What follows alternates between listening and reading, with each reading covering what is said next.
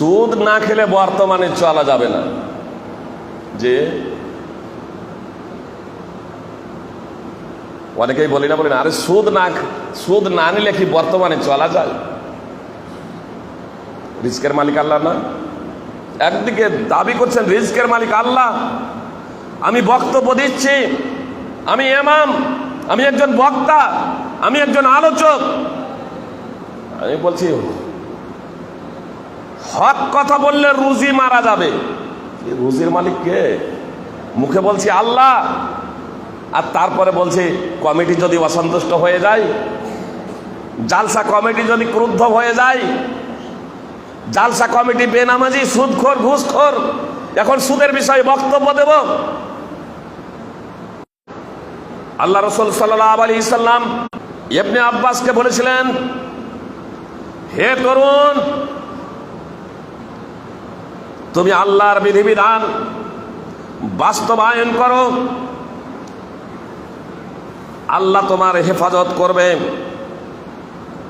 তুমি আল্লাহর বিধিবিধান বাস্তবায়ন করো, আল্লাহ তোমার হেফাজত করবে। তুমি আল্লাহরই সন্তুষ্ট চাইবে, আল্লাহকে তুমি তোমার নিকটেই পাবে। সন্তুষ্টি কার? একমাত্র আল্লাহর। এজন্য আল্লাহর দ্বীনকে বাস্তবায়ন করতে গিয়ে, তাওহীদকে প্রতিষ্ঠা করতে গিয়ে কে সন্তুষ্ট হলো আর কে অসন্তুষ্ট হলো, একজন মুসলিমের এটা চিন্তা করলে চলবে না। একজন মুসলিম তাওহীদ প্রতিষ্ঠা করতে গিয়ে ব্যক্তিগত জীবনে এবং অন্যের সম্মুখে তাওহীদ তুলে ধরতে গিয়ে তাকে এটা ভাবলে চলবে না যে কে সন্তুষ্ট হচ্ছে আর কে অসন্তুষ্ট হচ্ছে।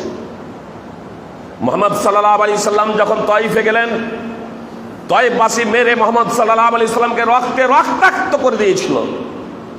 মুহাম্মদ সাল্লাল্লাহু আলাইহি সাল্লাম একটা জায়গায় বসে পড়লেন, জিবরিল আলাইহিস সালাম এলেন। জিবরিল আলাইহিস সালাম আসার পরে বললেন, পাহাড়ের ফেরেশতা আসছেন। পাহাড়ের ফেরেশতা এসে বললেন, মুহাম্মদ, আপনি যদি বলেন যে এই তায়েফবাসীকে, ওই তায়েফের দুই পার্শ্বে যে দুই পাহাড় আছে তা দিয়ে পিষে শেষ করে দেব, তাহলে এই তায়েফবাসীকে পিষে শেষ করে দেব। মুহাম্মদ সাল্লাল্লাহু আলাইহি সাল্লাম বললেন, না, লা। মালাক ফেরেশতারা বলছেন, আল্লাহ প্রেরণ করেছেন যে আমার হাবিব মুহাম্মদ সাল্লাল্লাহু আলাইহি সাল্লাম ব্যথিত হয়েছেন, তায়েফবাসী মেরে রক্তাক্ত করে দিয়েছে, যাও, তার যদি নির্দেশ হয় তায়েফবাসীকে নিশ্চিহ্ন করে দেবেন, মুহাম্মদ সাল্লাল্লাহু আলাইহি সাল্লামের আর রক্ত ঝরবে না। আপনি একজন মুসলিম, ব্যক্তিগত প্রতিশোধ নেওয়ার কোনো ব্যাপার নেই। আপনি একজন মুসলিম, তাওহীদ প্রতিষ্ঠাই আপনার হবে মূল লক্ষ্য এবং উদ্দেশ্য।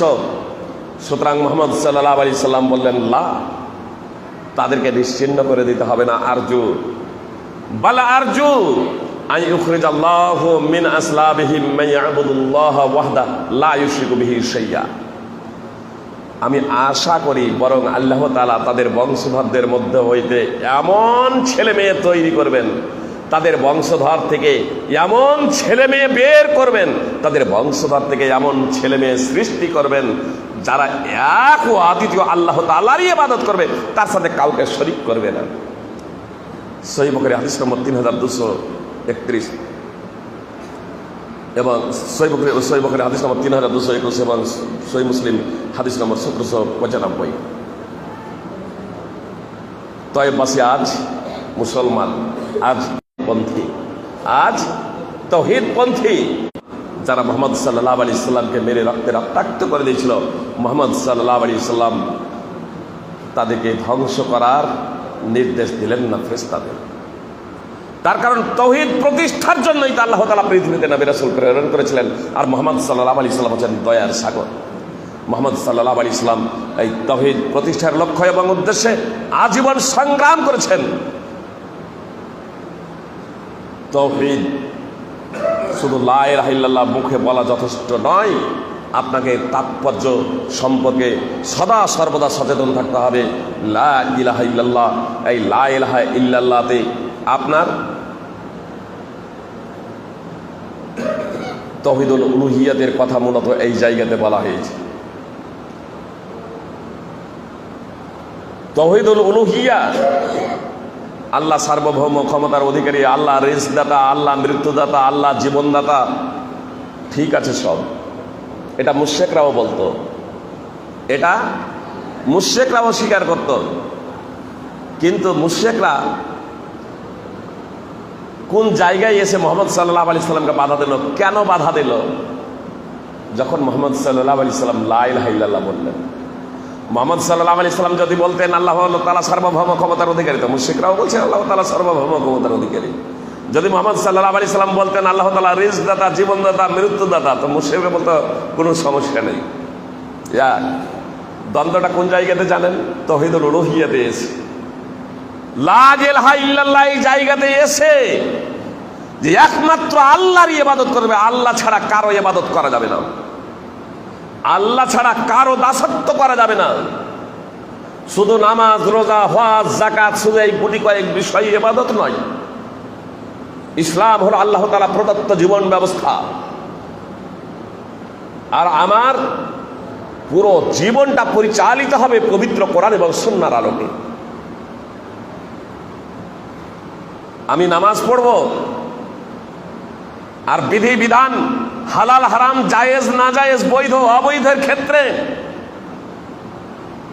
আমি আল্লাহ তাআলাকে এক অদ্বিতীয় হিসেবে, বিধানদাতা হিসেবে গ্রহণ করব না, অন্য কাউকে গ্রহণ করব। তাহলে এটা হয়ে যাবে শিরক, এটাই হয়ে যাবে শিরক। সুতরাং আল্লাহ তাআলা বলছেন আম লাহুম শুরাকাউ শারাউ লাহুম মিনাদ দীনি মা লাম ইয়াযাম বিহিল্লাহ। তাদেরকে এই ধরনের শরীক রয়েছে, তাদেরকে এই ধরনের শরীক রয়েছে যারা তাদের জন্য এমন বিধান রচনা করে যার নির্দেশ আল্লাহ তাআলা দেননি। সূরা 42 নম্বর সূরার 21 নম্বর আয়াত, একমাত্র আল্লাহ তাআলা ইবাদত করতে হবে। আল্লাহ তাআলাই হলেন একমাত্র বিধানদাতা। বৈধ অবৈধ, জায়েজ না জায়েজ, হালাল হারাম সমস্ত বিষয়ে আল্লাহ তাআলাকে এক এবং অদ্বিতীয় হিসেবে আমাদেরকে মেনে নিতে হবে। এই বিষয়ে বিন্দু মাত্র কাউকে অংশীদার সাব্যস্ত করা যাবে না। তো আল্লাহ রাসূল সাল্লাল্লাহু আলাইহি সাল্লাম আব্দুল্লাহ ইবনে আব্বাসকে বললেন, হে তরুণ, আমি তোমাকে কিছু বিষয় শিক্ষা দেব। ইহফাজিল্লাহ ইয়াহফাজকা, তুমি আল্লাহর বিধি বিধানের হেফাজত করো, তো আল্লাহ তোমার হেফাজত করবে। ইহফাজিল্লাহ তাজিদহু তুজাহাক, তুমি আল্লাহর সন্তুষ্টি কামনা করো, আল্লাহকে তুমি তোমার নিকটেই পাবে। সন্তুষ্টি একমাত্র হবে আল্লাহর। সেখানে কে সন্তুষ্ট হচ্ছে অসন্তুষ্ট হচ্ছে এটা আপনার দেখার নেই।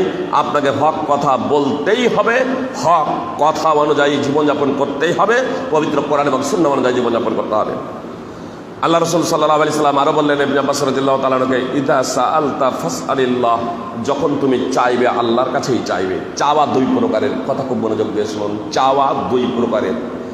যখন চাইবে আল্লাহর কাছেই চাইবে। একটা চাওয়া হচ্ছে মা ফাওকাল আসবাব, আর একটা হচ্ছে মা তাহতাল আসবাব।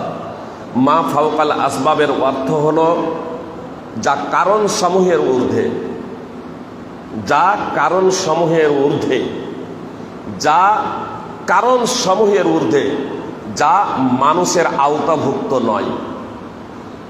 যেমন সন্তান দেওয়া কাউকে, কাউকে ছেলে বা কাউকে মেয়ে দেওয়া, এটা একমাত্র আল্লাহ তাআলাই ক্ষমতা রাখেন, কোনো মানুষের এই ক্ষমতা নেই।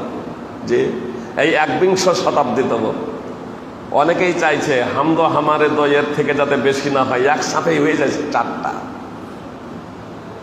2টো হয়ে গেছে পরপর সিজার, তৃতীয়টা নিলে সমস্যা আছে, কিন্তু হয়ে গেছে 2টোই মেয়ে, আর একটা ছেলে চাই, ডাক্তারের নিষেধ তো আর একটা ছেলে চাই, আর একটা, আবার 2টো মেয়ে হয়ে গেল।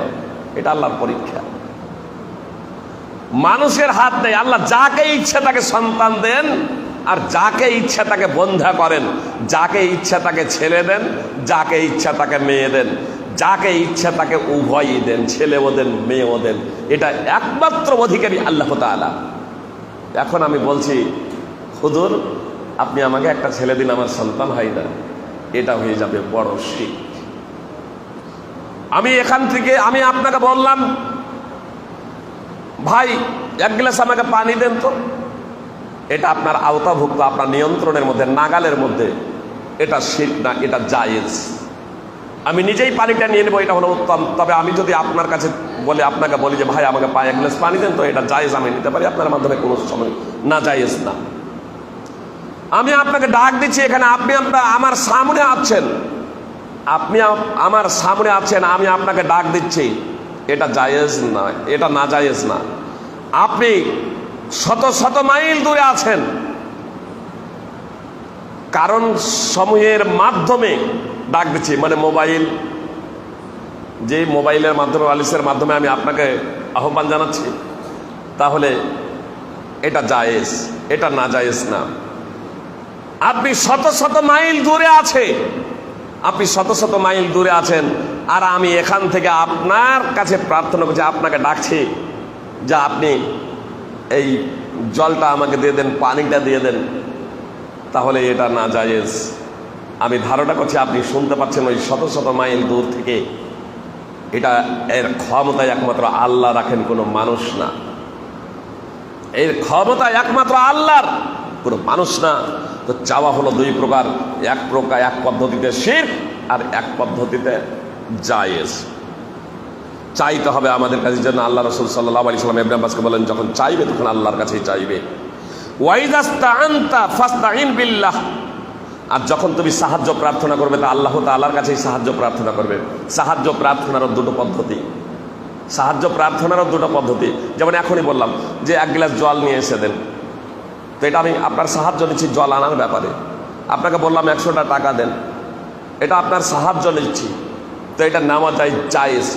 আর একটা হচ্ছে এর ঊর্ধ্বে, যে কাবার ইমামকে আমি বলছি, আপনি কোনো কারো মাধ্যম ছাড়াই, মোবাইল ছাড়াই বা কোনো ব্যক্তির মাধ্যমে সংবাদ পৌঁছানো ছাড়াই এখান থেকে এরকম বলছি যে কাবার ইমাম আপনি জমজমের 5 লিটার পানি আমার জন্য পাঠিয়ে দেন। আর আমি মনে মনে ভাবছি যে সে আমার কথাটা শুনতে পেল, এটা হলো বড় ধরনের শিরক, আমি মুশরিকে পরিণত হয়ে যাব। এই সাহায্য এটা জায়েজ না। এজন্য পবিত্র কোরআনে কি বলি, সূরা ফাতিহায়, ইয়াকা না'বুদু ওয়া ইয়াকা নাস্তাঈন, আল্লাহ তোমারই ইবাদত করি, তোমারই ইবাদত করি, তোমারই কাছে সাহায্য প্রার্থনা করি, তোমারই কাছে সাহায্য প্রার্থনা করি। সাহায্য একমাত্র আল্লাহ তাআলার কাছে। তো আল্লাহ রাসূল সাল্লাল্লাহু আলাইহি ওয়াসাল্লাম ইবনে আব্বাসকে বললেন, যখন সাহায্য চাইবে আল্লাহ তাআলার কাছে চাইবে, ওয়ালাম আন্নাল উম্মাতা লাযী ইজতামাআত আলা আন ইয়ানফাউকা বিশাইইন লাম ইয়ানফাউকা ইল্লা বিশাইইন কাদ কাতাবাহু আল্লাহু লাক। কথাটা খুব মনোযোগ দিয়ে শুনবেন। ইবনে আব্বাসকে রাসূল সাল্লাল্লাহু আলাইহি ওয়াসাল্লাম যা বললেন আমাদের সকলের জন্যই এই বিষয়টি জেনে রেখো। উম্মতের সকলে, এখানে শুধু মুসলমান বললেন না, উম্মত মুহাম্মদ সাল্লাল্লাহু আলাইহি ওয়াসাল্লামের উম্মতে ইজাবা এবং উম্মতে দাওয়া, সবাই মুহাম্মদ সাল্লাল্লাহু আলাইহি ওয়াসাল্লামের নবী রাসূল হয়ে যাওয়ার পরে পৃথিবীতে যত মানুষ সে সময় ছিল এবং কিয়ামতের আগে পর্যন্ত যত মানুষ আসবে সবাই মুহাম্মদ সাল্লাল্লাহু আলাইহি ওয়াসাল্লামের উম্মত। তো মুহাম্মদ সাল্লাল্লাহু আলাইহি ওয়াসাল্লাম বলছেন, এই উম্মত অর্থাৎ সকল মানুষ সমবেত হয়ে তোমার এমন কোন যদি উপকার করব মনে করে যা তোমার মুকদ্দারে ভাগ্যে লেখা নেই, তাহলে বিন্দু মাত্র করতে পারবে না। ভাগ্যে যতটুকু লেখা আছে কারো মাধ্যমে কোনো উপকার হওয়ার ততটুকুই হবে যার মাধ্যমে লেখা আছে যতটুকু উপকার। ভাগ্যে তোমার যতটুকু লেখা আছে ততটুকুই হবে, অতিরিক্ত একটুও কেউ সকল মানুষ একত্রিত হয়ে সমবেত হয়ে তোমার বিন্দুমাত্র উপকার করতে পারবে না, এমন কোন উপকার যা তোমার মুকদ্দার, তোমার ভাগ্যে লেখা নেই। ওয়ালা বিজতামাউ আলা আন ইয়াদুররুকা বিশাইইন লাম ইয়াদুররুকা ইল্লা বিশাইইন কাদ কাতাবাহু আল্লাহু আলাইক। আর উম্মতের সকলে মিলে যদি তোমার এমন কোনো ক্ষতি করব মনে করে যা তোমার ভাগ্যে লেখা নেই, মুকদ্দারে লেখা নেই, তাহলে তারা তা ক্ষতি করতে পারবে না। ভাই কি কারণ? যে সত্য কথা বললে অ্যারেস্ট হয়ে যাবে, সত্য কথা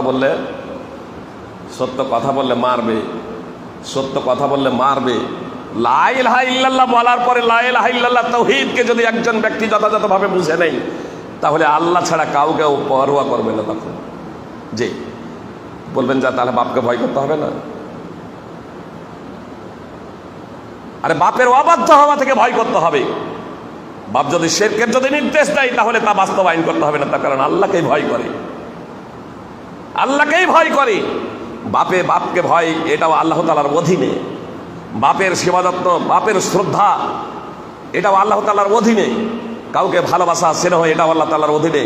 আল হুব্বু ফিল্লাহ ওয়াল বুগদু ফিল্লাহ, বন্ধুত্ব একমাত্র আল্লাহর জন্য, শত্রুতা, ভালোবাসা একমাত্র আল্লাহর জন্য, শত্রুতা একমাত্র আল্লাহ তাআলার জন্য।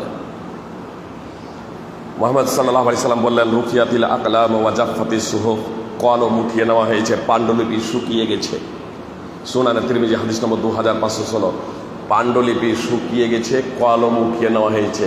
যে আপনার আল্লাহ তাআলা সর্বপ্রথম কলমকে সৃষ্টি করেছিলেন, আর কলমকে সৃষ্টি করার পরে আল্লাহ তাআলা কলমকে বললেন যে লেখো।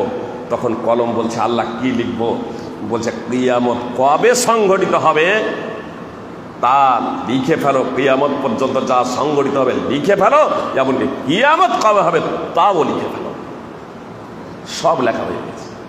কে কোথায় মারা যাবে, কবে মারা যাবে, কোন মুহূর্তে মারা যাবে, কোন সেকেন্ডে মারা যাবে, এর এ টু জেড লেখা আছে। আপনি কতটা দানা খাবেন এটাও লেখা আছে। ধৈর্য ধরবেন বৈধ পদ্ধতিতে আসবে, অধৈর্য ধরবেন অবৈধ পদ্ধতিতে আসবে। দানা ততটাই পাবেন যতটা আপনার মোকাদ্দারে ভাগ্যে লেখা আছে। তাহলে আপনি এ কথা কেন বলছেন? যদি হালাল পথে উপার্জন করি তাহলে আজ বড়লোক হওয়া যাবে না? আপনার ভাগ্যে যদি গরিবী লেখা থাকে, তাহলে সারা পৃথিবীর মানুষ মিলে যদি আপনাকে বড়লোক বানাবো বলে, আপনি পারবে না, পারবে না। আর যদি আপনার ভাগ্যে যদি বড়লোকী হওয়া যদি লেখা থাকে, তাহলে সারা পৃথিবীর মানুষ যদি আপনার বৃদ্ধাচরণ করে যে এর ক্ষতি করব, পারবে না, পারবে না। এটা চূড়ান্ত বাস্তব। অতএব এই লা ইলাহা ইল্লাল্লাহকে যথাযথভাবে বুঝে সেই অনুযায়ী আমাদের জীবনযাপন করতে হবে। সুপ্রিয় ভারতীবৃন্দ, বিস্তারিত ব্যাখ্যা বিশ্লেষণ করার সময় নেই। তৌহিদ অত্যন্ত গুরুত্বপূর্ণ। যে তৌহিদ অনুযায়ী জীবনযাপন করবে সে জান্নাতে যাবে। আর তৌহিদের পরিপন্থী হলো শিরক। মাত্র 15